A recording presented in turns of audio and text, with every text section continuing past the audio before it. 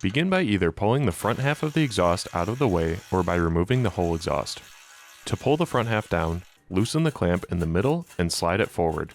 Then lower the front of the exhaust down.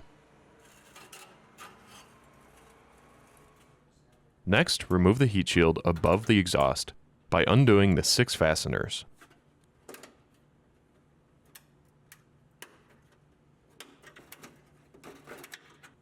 Then remove the 2 bolts that hold both the driveshaft carrier and the heat shield in place.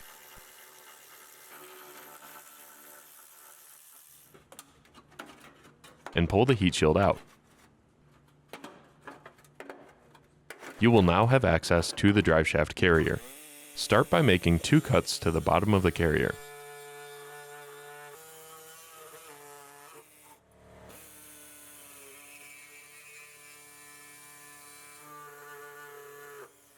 Then make one final cut to remove one of the legs. Unbolt that loose leg.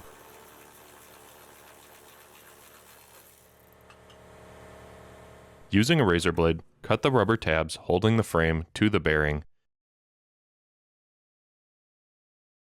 Now remove the last remaining bolt and pull the rest of the carrier frame out.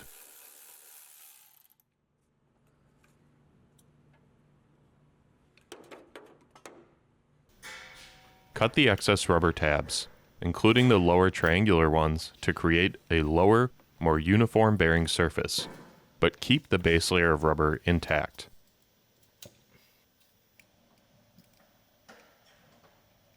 Your bearing should look like this when you're done.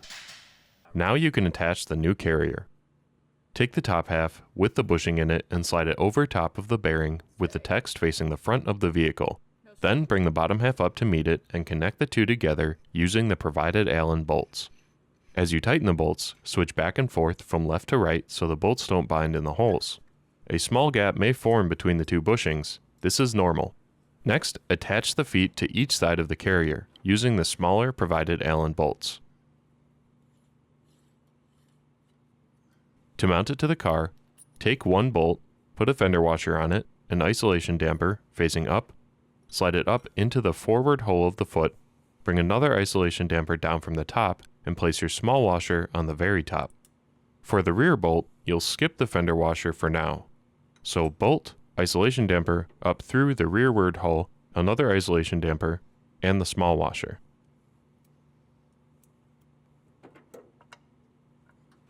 Thread them into the body and repeat this on the other side.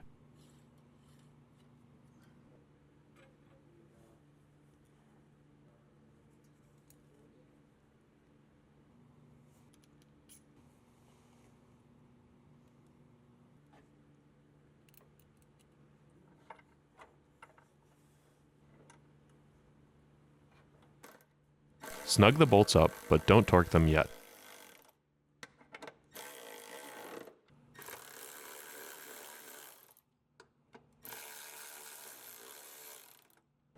Reinstall the heat shield with the 6 OEM fasteners. Once it's in place, remove the 2 rear mounting bolts and now install the fender washers.